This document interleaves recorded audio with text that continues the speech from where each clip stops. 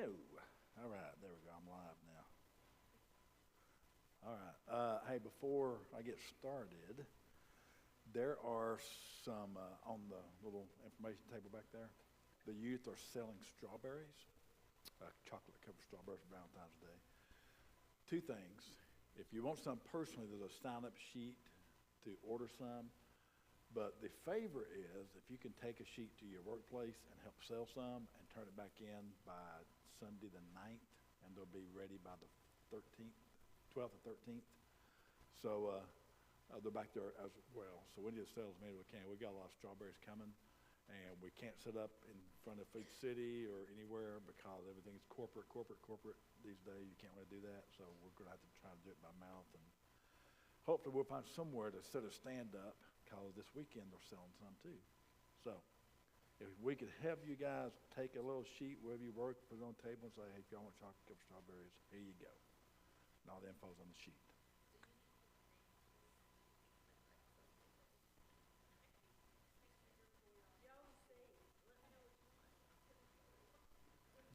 Just write it on there.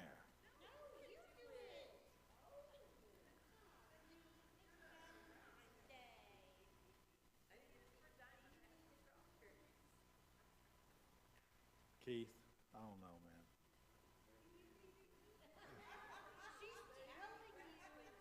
man. I like the way Keith thinks.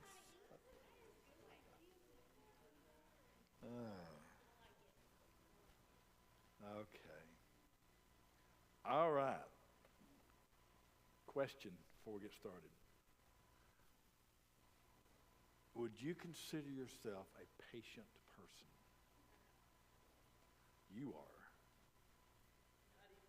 Is anybody else in here a patient person? I bet Linda is, yeah. Mark, okay. Are you agreeing with him? I guarantee you have better patience than your spouse. Trust me, I do. Yes. So. And hands down, everybody will agree with me. See, look at it, vindictive. What's going on tonight? Goodness. Can't live with them. Can't live without them. That's right. So, is there something that you can think of that you were looking so forward to, or to receiving, or going, and it just like took forever to get it, or forever to get there, or whatever? Anything come to mind? Yep. I ordered a chair. Oh, here we go. And it showed up today. And what I mean by showed up, only half of it showed up. So I'm missing the other half. Is it Amazon? No. No. Walmart. And Was it what half showed up? The bottom half or the back? no, I got a side and the back. Well, you go. So I'm a little frustrated right now. So the patience is wearing thin right now, okay? Yeah,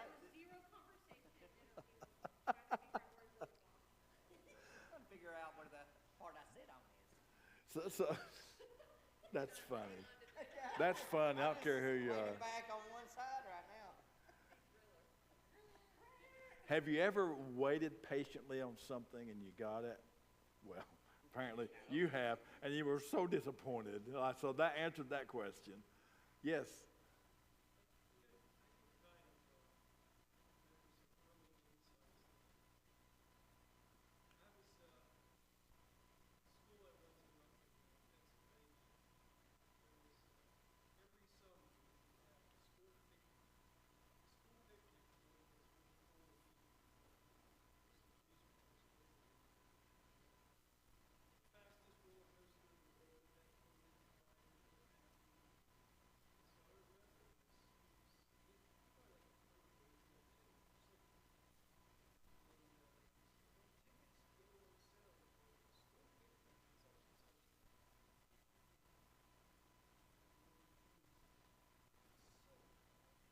Yeah.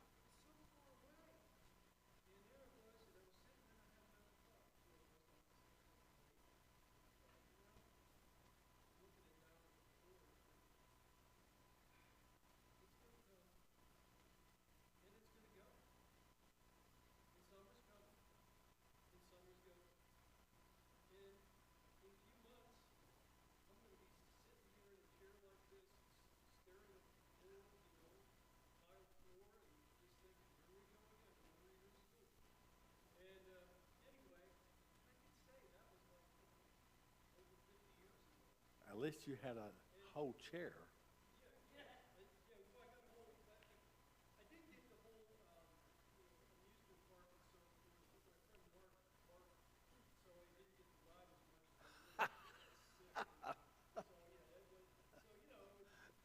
Disappointments.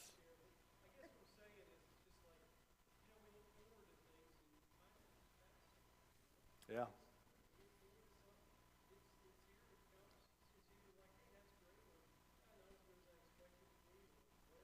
I remember when we did a Smoky Mountain Youth Conference, we would send out 1,500 brochures every year to 1,500 different churches all throughout the Southeast.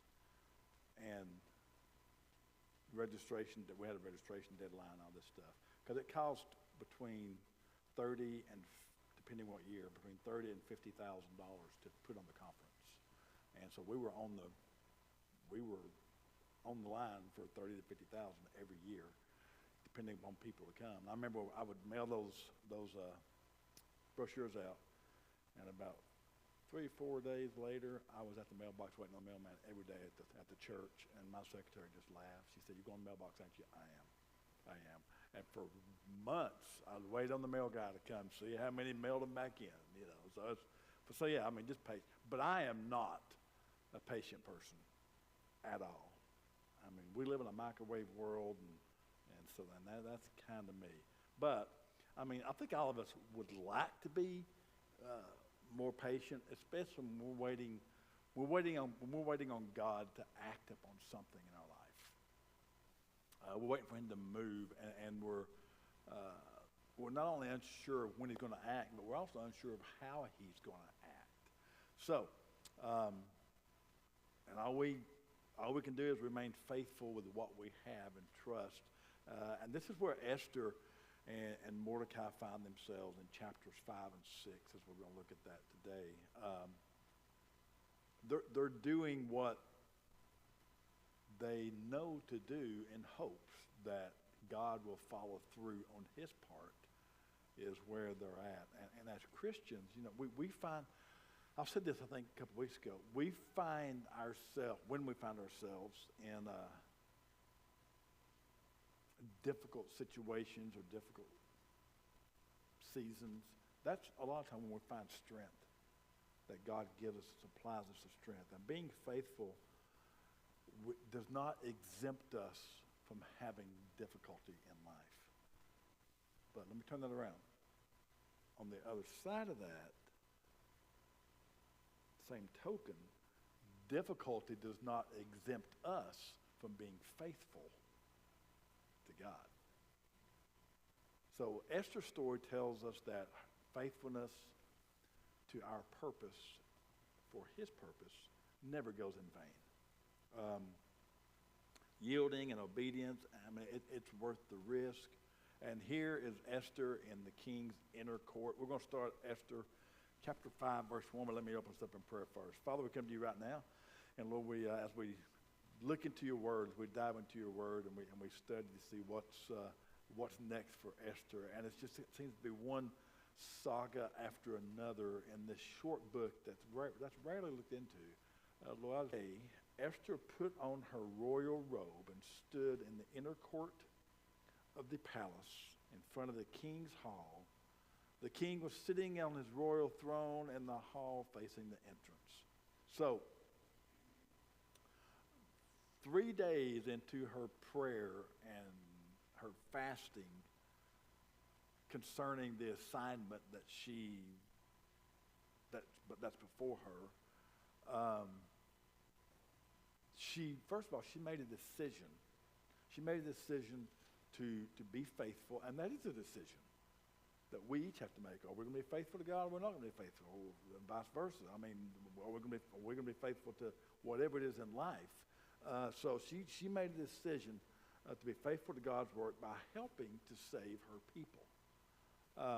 And the first step that she takes is to pull on the spiritual discipline of prayer.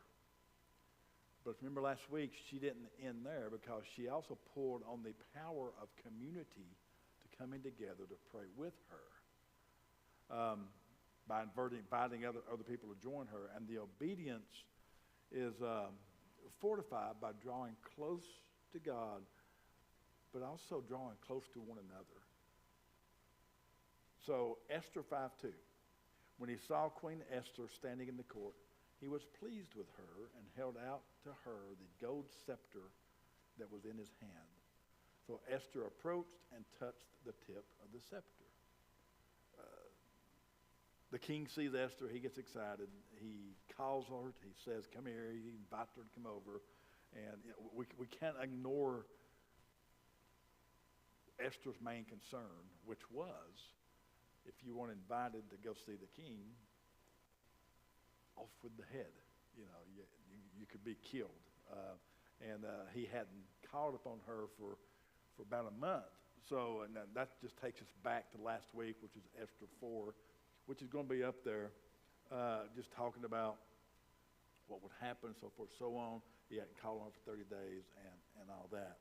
But so what would happen is if she broke protocol and approached him without an invitation, she knew that the potential consequence was for her to be put to death. But she gets there, and the king welcomes her. And I wonder how often we withhold faithfulness out of fear of something that God's already taken care of. How many times do we not follow what really is God's will or his leading out of fear of what the consequence could be? And I'd say probably pretty often. Pretty often that we're like, yeah, I'm weighing the good and the bad, and the bad I hear is outweighing the good. So I'm just going to kind of hold back. So I'd say we do that quite a bit.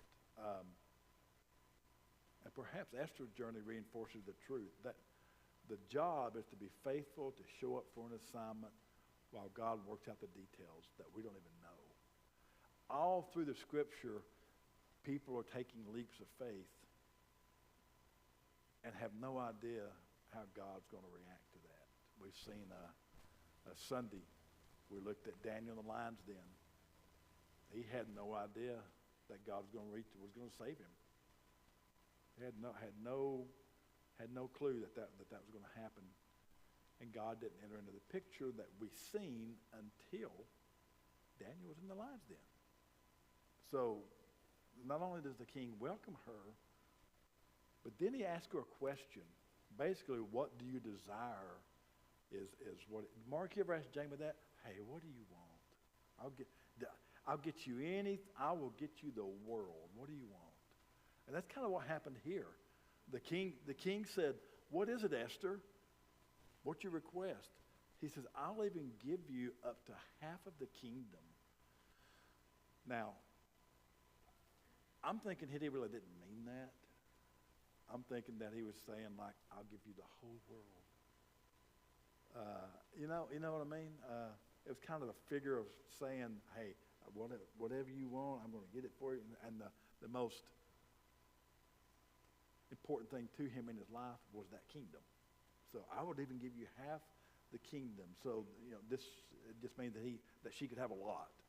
So sort of like we tell everybody, I'll give you whatever you want. Well, actually, we probably won't, because they're things that we want to keep to ourselves. And that's probably how he was too.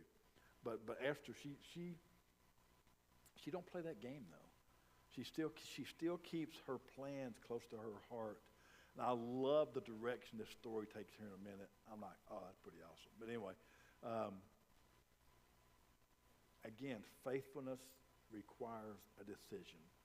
Once again, she's faced with a decision of, do I step into this, what would you like to have?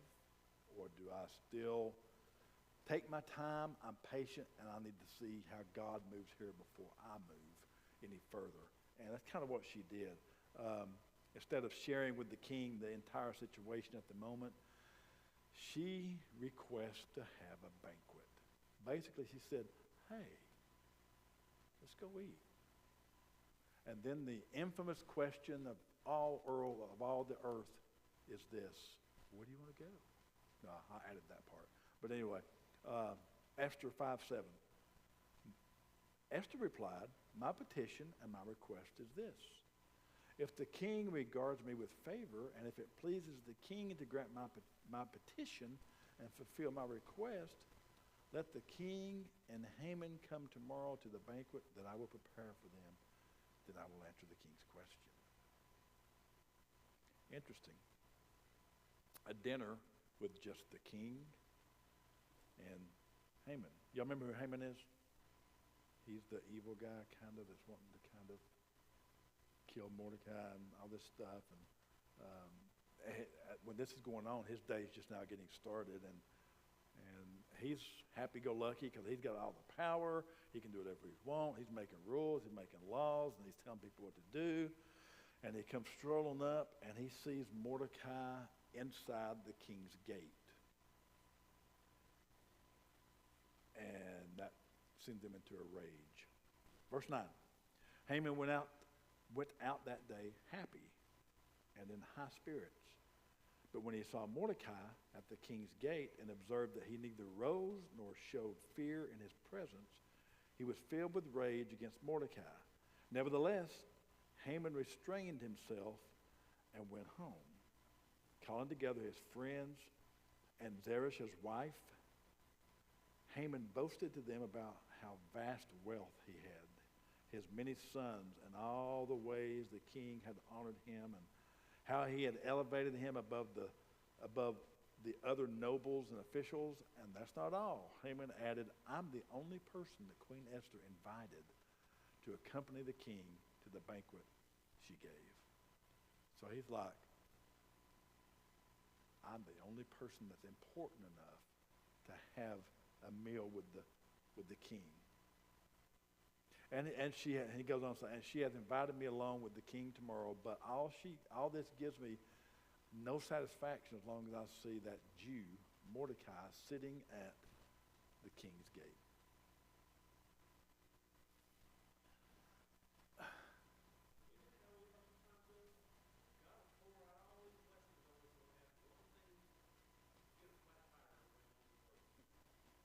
Yeah.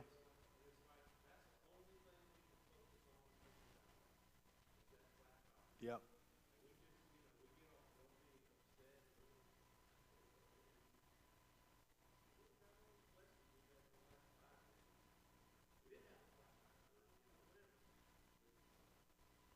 I love the previous verses.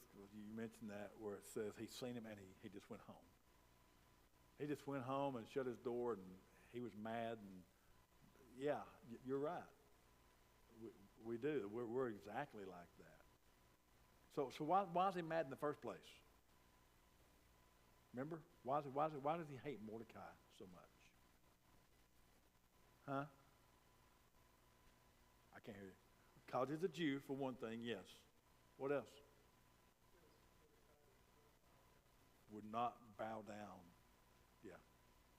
Would not bow down to him.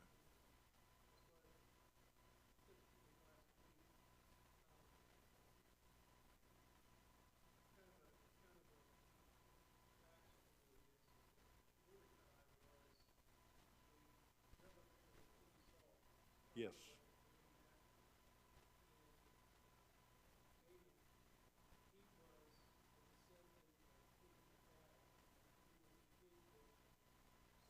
Yep.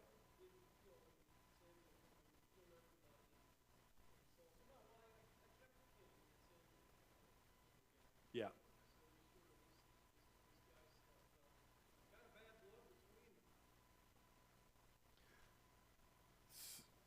So, yeah, that's a good point because, I mean, the whole thing is festering out of control as you keep reading through this thing. But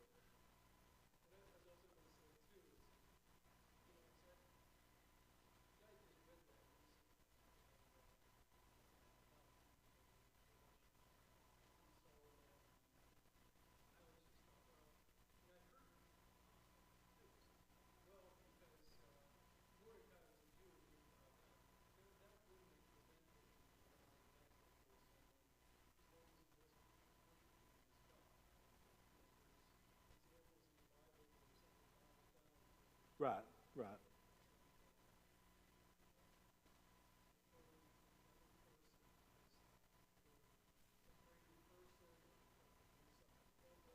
Mm-hmm.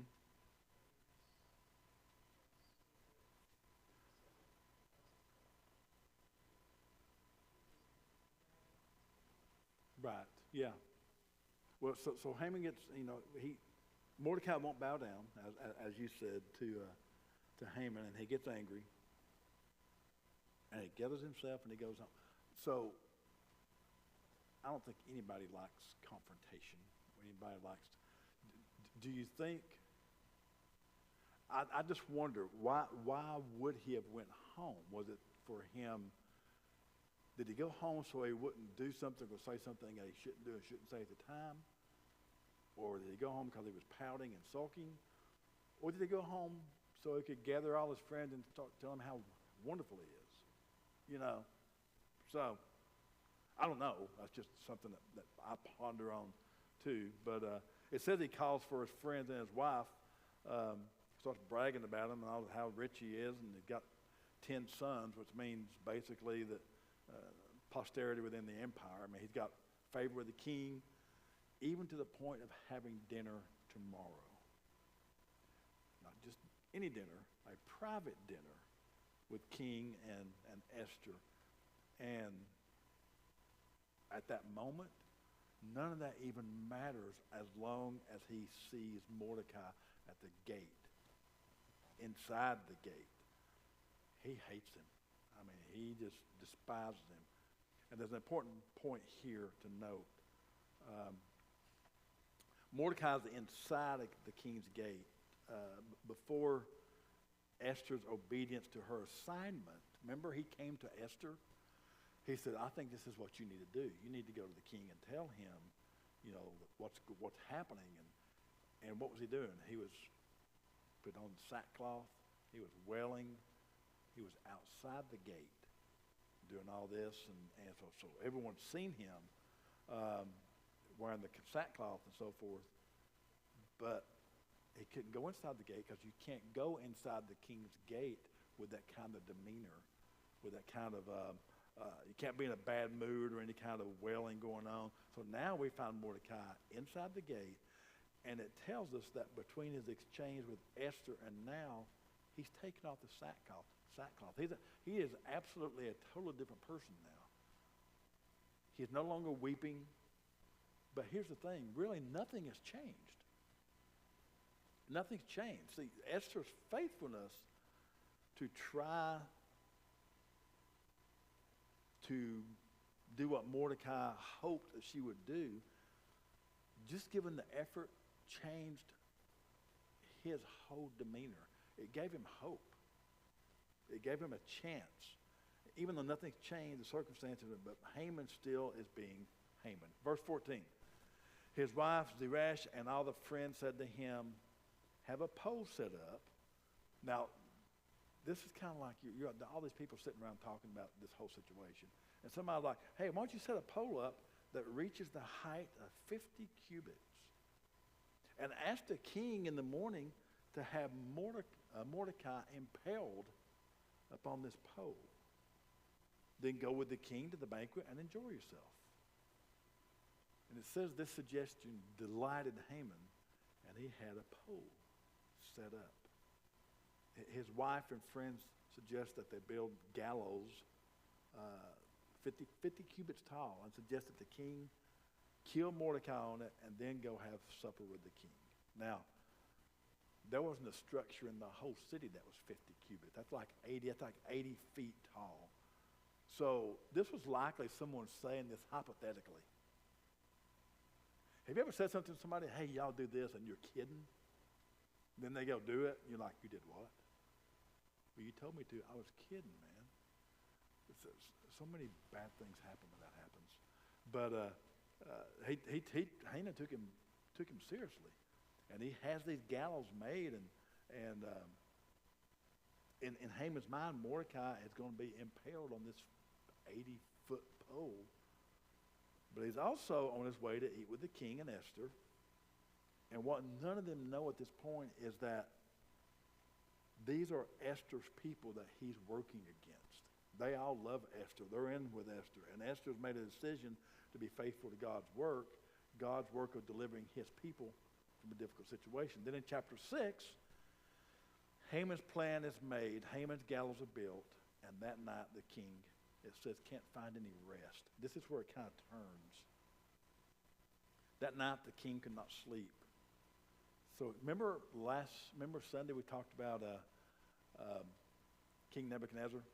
Not King Nebuchadnezzar, King Belshazzar could not sleep because Daniel was in the lion's den.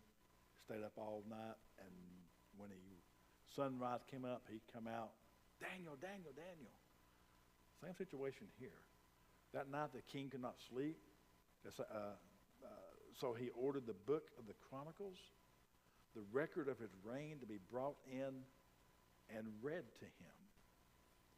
So it just so happens that he comes across this part that says Mordecai was the one who told him about the servants who was looking to basically assassinate him.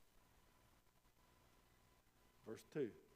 It was found recorded that Mordecai had exposed Bigthana and Teresh, two of the king's officers who guarded the doorway, who had conspired to assassinate the king. And the king thought, whatever happened to Mordecai, I wonder? That's not by chance. And he thinks about it. Esther hasn't said a word to him about Mordecai. And this pops in his mind, and God's like, watch what's about to happen. Verse 3. What honor and recognition has Mordecai received for this? The king asked. Probably not to be impaled on an 80-foot pole. Nothing's been done for him, his attendants answered. So it was a common practice of Persian kings to honor people that are loyal to them. So he realized in this moment that Mordecai had never been given a reward or anything for his loyalty and good deed. And while this is happening, here comes his dinner guest, Haman, who's actually coming in with the mindset of going straight to the king and asking or suggesting to the king, hey, can we go ahead and just hang this Mordecai guy? Can we just go ahead and get this done, and then we'll come back and enjoy our meal? Verse 4. The king said, who's in the court? Now Haman had just entered the outer court of the palace to speak to the king about impaling Mordecai on the pole they had set up for him. And when he comes in, the king's asking the question, basically, hey, what shall be done with a man whom the king delights to honor? And verse 6. When Haman entered, the king asked him, what should be done with a man who delights to honor? When Haman thought to himself, who is there that the king would rather honor than me? This is the part I love. So because Haman thinks that the only person in the kingdom that the king would honor is him, as we've seen verses 8 and 10 here in a minute, he gives the idea of having this great celebration, one that he would like to have for himself, for the king's delight to honor, he says, but really it's for himself. So verses 8 through 10. Have them bring a royal robe the king has worn, and a horse the king has ridden, one with a royal crest placed on its head. Then let the robe and horse be entrusted to one of the king's most noble princes. Let them robe the man the king delights to honor. Lead him on the horse through the city streets, proclaiming before him, this is what is done for the man the king delights to honor. So basically, put me on a pedestal, take me through town square, everybody throw roses at me and little Hershey kisses and say, hey, you're the greatest, you're the GOAT, you're the greatest of all time. The king says, great, at once, said the king, commanded Haman, get the robe, get the horse, and do just as you suggested for Mordecai. That's a punch in the gut. For Mordecai, the Jew who sits at the king's gate, Do not neglect anything that you've recommended because you had a great idea. What a great way to honor somebody. Can I tell you that God is never without a witness, okay? And when you commit your way to God's work, the very things that your enemies are plotting against you and trying to reserve for themselves may be the very things that promote you to the place of honor. Your enemies can really be the vehicles that God can use. That God can use to bless you with sometimes. Now Haman was, he has to lead Mordecai on horseback through the city square proclaiming that this guy is the one that the king delights in. Thoughts? Yes.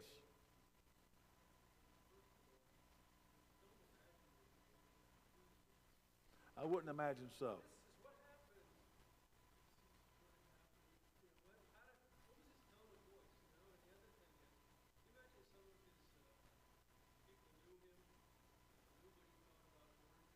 Well, we're about to get to that, yeah. Yeah, we're about to get to that.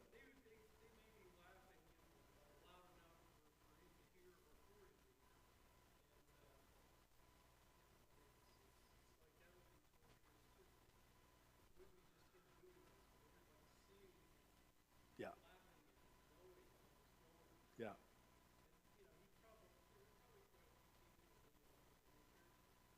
Well, keep in mind, when he got mad and got angry, he went home, he told about how great he was and all this stuff, and the king, and then he told him, hey, me and the queen's the only one invited to this dinner. Nobody else can go. It's kind of like, nah, kind of that. So, verse 11. So Haman got the robe and the horse. He robed Mordecai. How humbling that must have been. And led him on horseback through the city streets, proclaiming before him, this is what is done for the man the king delights to honor. And when it's all over, Mordecai goes back to the gate. But Haman goes home again. It says, afterward, Mordecai returned to the king's gate. Haman rushed home with his head covered in grief. My, how the tables have turned. Mordecai goes from wailing in the streets to the king's gate. Haman goes from this proud, boasting, egotistical person of power and proximity to the king and perception of himself to running out to find his own sackcloth somewhere. He's now mourning, his head's covered, and he's ashamed. And now he tells his wife and those same friends that he had just had a conversation with earlier, who were egging him on previously, what has happened. And their whole tune changes as well. Look at verse 13. Went home and told Zeresh, his wife, and all his friends everything that had happened to him. His advisors and his wives, the rest, said to him, since Mordecai, before whom your downfall has started, is of Jewish origin, you cannot stand against him. You will surely come to ruin. While they were still talking with him, the king's eunuchs arrived and hurried Haman away to the banquet that Esther had prepared. So, in session 1, we talked about the importance of the company that you keep. Bad company can affirm or corrupt good character. It can affirm bad character or corrupt good character. It can also push you further in the direction of self-destruction. If you've ever known anyone that has an addiction, their number one problem is the people they hang out with usually. They have to get away from that circle. They have to break that bond from that circle.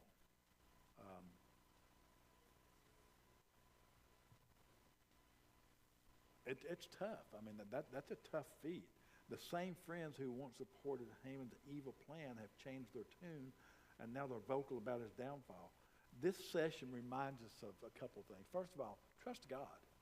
Even in times that you don't see, you don't understand, you don't know what he's going to do, Be faithful to the assignment that you feel like God's put on your heart. Is there a time in your life that you totally stepped out, not knowing what God's going to do, how it's going to turn out? Anybody at all? Nobody? Surely. Kevin talked about that last week, actually, with what you did. That goes along with patience, too, because I remember when we first launched Center Faith.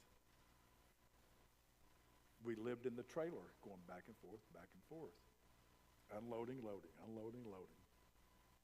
We gave it the church name, the Timothy Ministry, yeah, and people rotated and did that. But I remember standing in the hallway at the Goins building at Pillsippi thinking, I wonder if anybody's going to come today. Several times. You remember that too, because Jill said, think anybody's going to come? Now, that don't sound like very good faith. That sounds like doubt, but it was real. I also remember, I've shared this before, if you guys that were there, you walk down the little breezeway, we had the coffee and the donuts set out for anybody. It's Sunday morning, nobody's there except for us and the atheist group that met across the hallway. And listen, we tried our best to minister to these people. We really did. They would come in. We would offer them coffee, donuts. More times than not, I can't tell you how many times, they would say, no, we don't want anything to do with you guys. I'm like, dude, we're just trying to give you some coffee and donuts, you know. No. So what did they do? They went to Pillsippi. Now this, I'm telling you this because this is how God works behind the scenes that we don't even know. They talked Pillsippi into unlocking the back way entrance so they could come that way so they didn't have to go through us to get to where they were going, which was fine. Well, about 3 or 4 weeks into that, the guy that ran the Pillsippi supplied a guy that would sit at the sound booth because it was our equipment. We ran it, and he would bring a pillow. His name was Jeff, great guy. And he would kind of just lean back over the pillow and sit with us all the time. About 3 or 4 weeks into it, he said, I've got to tell you something, but I can't tell. I'm not supposed to tell you. I'm like, okay.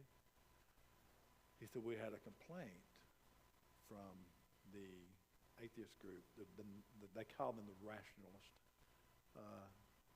that you guys were too loud. They were hearing every word of the message. They were hearing every song that you guys sang. And so last week, we did turn it down. And then after that, they came back again this week and said, it's louder now than it ever was. And he said, so we tested everything. And he said, somehow, the audio in the Goins auditorium is bleeding into the same sound system that they're meeting in across the hallway. He said, that's never happened, and we don't know why it's happening. But everything you're saying is going into both auditoriums. And I'm like, no. He said, yeah. He said, yeah. He said, so we had to take all the speakers out. We put new speakers in to see if that would fix it. But it was the weirdest thing we ever seen in our life. I don't think that was by chance. Because, you know, our desire was to somehow that they would hear about Jesus. They would see a little bit of Jesus.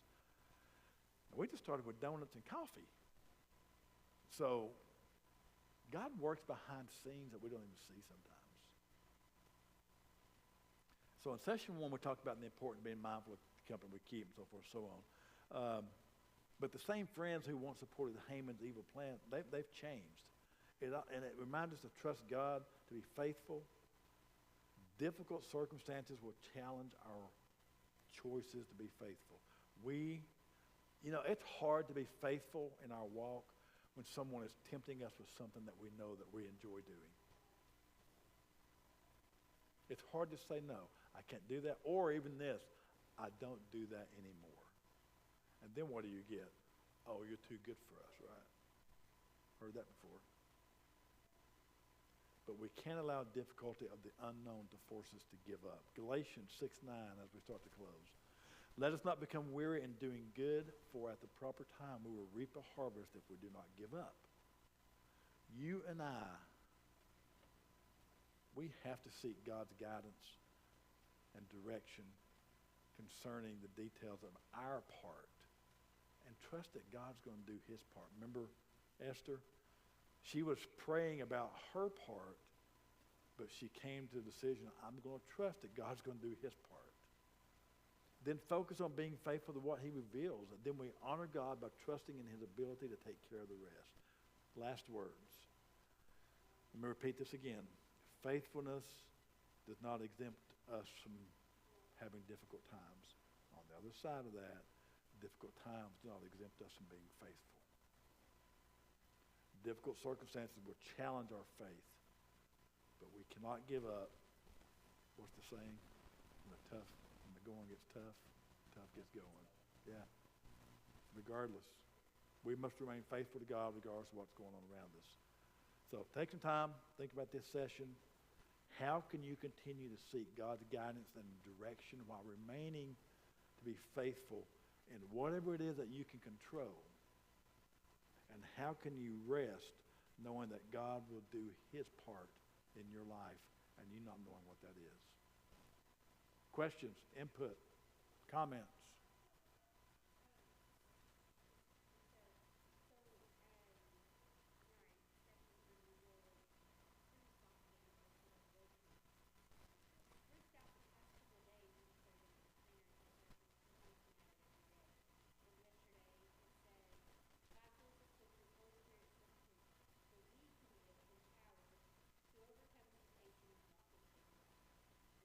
Huh.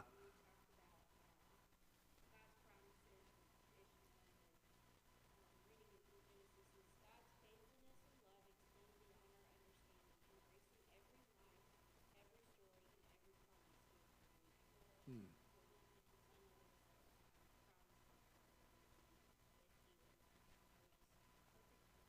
Perfect message for that. Wow. Wow. Nice. Anybody else? Apparently, yeah.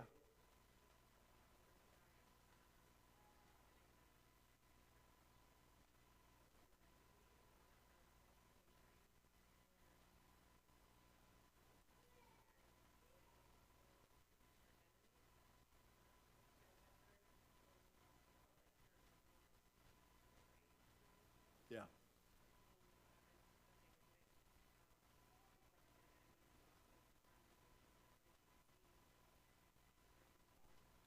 Yeah. Hmm.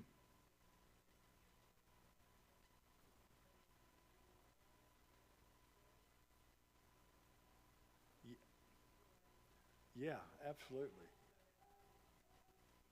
And I love that you brought this 23rd Psalm because I was getting ready for a funeral I'm doing tomorrow night. And I'm not using the 23rd Psalm, but because it's used in every funeral pretty much. But I, I love I love reading that when I'm preparing to do a celebration of life, slash funeral, whatever it is. And the part I love about the 23rd Psalm is says, yea, though I walk through the valley of the shadow of death. To me, the key word is walk. I mean, I'm taking a stroll. I'm enjoying. I'm not afraid of anything now. You know, nothing has rattled me because I'm enjoying what I'm seeing, what God has before me. I'm not running. I'm not hiding. I'm just simply walking through the valley of the shadow of death. So, that's good stuff. Anybody else? Jamie, you ain't said nothing tonight. But it's been a good night. Don't get me wrong. Don't get me wrong. All right, guys. Thank you very much. And Sunday's going to be good. I'm telling you, Sunday's going to be good. I loved last Sunday and the whole thing with Daniel. I'm loving the book of Daniel. So Sunday morning, see you guys here. Can't wait. We might even do another finger puppet, Linda. I don't know. We'll see what happens. But and felt boards. Jill, you missed that. We had felt boards and finger puppets, and yeah, you missed it. By the way, They tried to attack me. by the way, I always go back and listen to the sound on the live feed, because we have problems with it sometimes. That sounded really good this past Sunday. But did anybody notice my black fingers? All my hands were black. Did you? Okay. No. No. Wondering that I see you do this, and I go, Well, that's called frostbite when they turn black.